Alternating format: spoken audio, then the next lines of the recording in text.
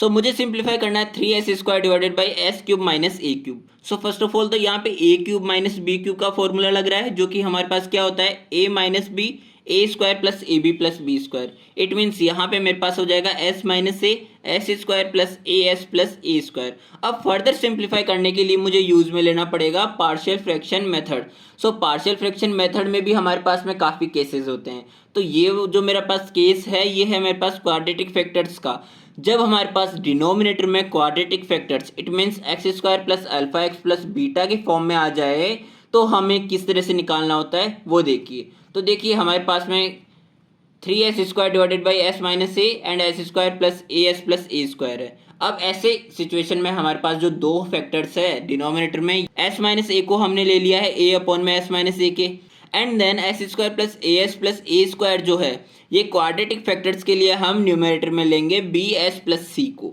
So b s plus c divided by s square plus a s plus a square. अब देखिए यहाँ से जब हम इसका एलसीएम लेंगे तो यहाँ पे मेरे पास में ये दोनों टर्म्स कैंसिल आउट हो जाएंगे एंड ए के साथ में आ जाएगा s square plus a s plus a square and b s plus c and s minus a. अब देखिए यहाँ से मेरे पास में after cancel out denominator term from both of sides remaining रहेगा 3s² is equal to a multiplication s square plus a s plus a square plus में b s plus c multiplication s minus ए।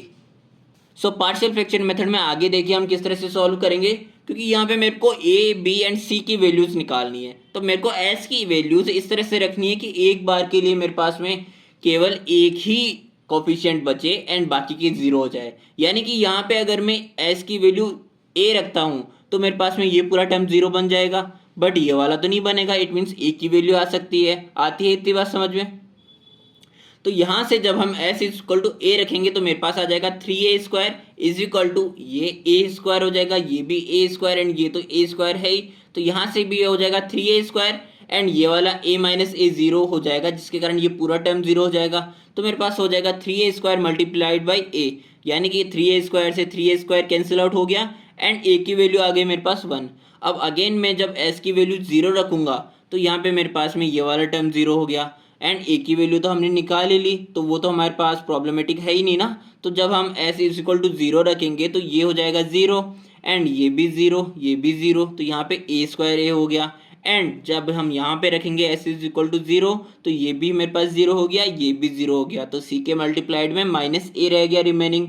तो यहाँ से मेरे पास में जब a की वैल्यू हमने 1 निकाल ली थी तो इसको हम जब LHS में भेजेंगे तो मेरे पास आएगा माइनस का a² एंड RHS में तो माइनस का AC है ही, जहाँ से कैंसिल आउट करने के बाद में मेरे पास रिमेनिंग रहेगा C की वैल्यू A।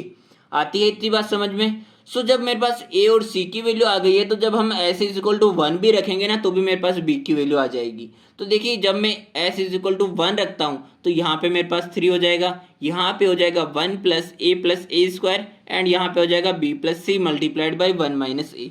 देखिए जो मैंने कहा वही मैंने लिखा है यहाँ पे, ठीक है। तो देखिए यहाँ से मेरे पास में फाइनली आ जाएगा जब हम a की वैल्यू 1 रख देंगे तो ये ओपन करने के बाद में 1 plus a square and b and c को हमने इंडिविजुअली इसका मल्टीप्लाई करके लिख लिया है। सो c की वैल्यू a थी तो a को मैंने मल्टीप्लाई किया जब 1 से तो a माइनस ए स्क्वायर हो गया एंड देन यहाँ पे मेरे पास a² से a² कैंसिल आउट हो गया, a प्लस ए हो जाएगा 2a एंड ये जो 1 है ये हम LHS में भेजेंगे तो 3 माइनस 1 हो जाएगा 2 एंड 2a भेजेंगे तो 2 माइनस 2a। सो 2 जब हम कॉमन लेंगे तो मेरे पास आएगा 1 माइनस a, तो 2 से 2 कैंसिल आउट तो होगा नहीं, 1 माइनस a कैंसिल आउट हो जाएगा, बट यहाँ पे b इज इक्वल टू 2 मेरे पास में रिमेनिंग रह जाएगा। सो a की वैल्यू 1 b की वैल्यू 2 एंड c की वैल्यू a, यानी कि हमारे पास a b एंड c तीनों कोफिशिएंट की वैल्यू आ चुकी है। अब इन तीनों कोफिशिएंट को हमने जो स्टार्टिंग में अज्यूम किया था for the case of quadratic factors, यहाँ पे a b एंड c की वैल्यूज हम पुट कर देंगे। तो देखिए मेरे पास फाइनली पार्शियल फ्रैक्शन मेथड में इसको सिंप्लीफाई कर दिया है 3s² divided by s minus a s square plus a square क्या आ जाएगा a की वैल्यू 1, सो 1 अपॉन में s minus A and b की वैल्यू आ जाएगी मेरे पास 2 यानी कि 2s एंड c की वैल्यू आ जाएगी 1 यानी कि 2s plus a divided by s² plus a s plus a square. So ये है हमारा पार्शियल फ्रैक्शन मेथड।